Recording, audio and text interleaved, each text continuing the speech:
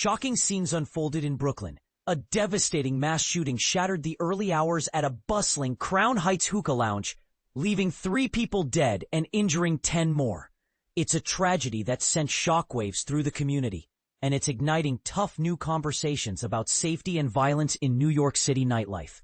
According to the NYPD, chaos erupted around 3:30 a.m. at the Taste of the City lounge at the corner of Franklin Avenue and Carroll Street, where multiple assailants unleashed gunfire.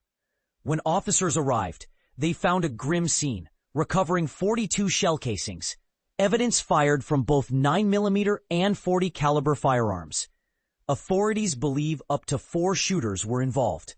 The preliminary investigation points to possible gang ties, with NYPD Commissioner Jessica Tisch noting that nearly 60% of shootings in New York City have gang connections. But here's where the debate heats up.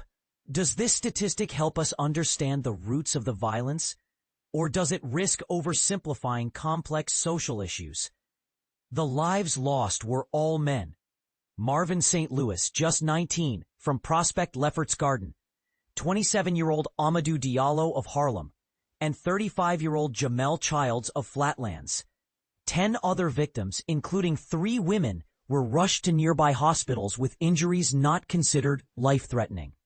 The wounded ranged from 19 to 61 years old, showing just how indiscriminate and far-reaching the impact can be. Eyewitness accounts paint a harrowing picture. James Jones, who lives right across from the lounge, recalled leaving the bar moments before violence erupted and returning to unsettling carnage. "It was a bloodbath," he recounted.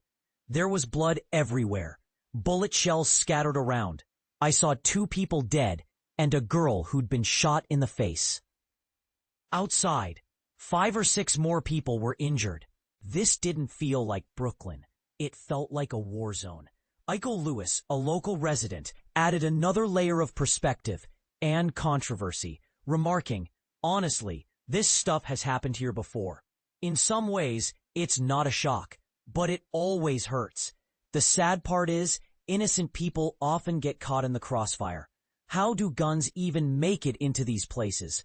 Shouldn't venues with late hours have tight security?" This comment begs a tough question. Are current security measures at late-night venues sufficient, or has the city overlooked a growing risk? Mayor Eric Adams, addressing the press at City Hall, made a direct appeal for help. If you were inside, if you overheard conversations about the shooting, or saw someone running away, your information could be crucial to solving this case, he urged. Adams didn't hold back on the consequences either, emphasizing that acts of violence like this leave deep scars on families, neighborhoods, and even the city as a whole. But here's the part most people miss. Data shows citywide gun violence is actually at historic lows. In a separate briefing, Commissioner Tisch presented statistics revealing that the first 7 months of this year saw fewer shooting victims than any January-July period since 2017. Just 489 people shot.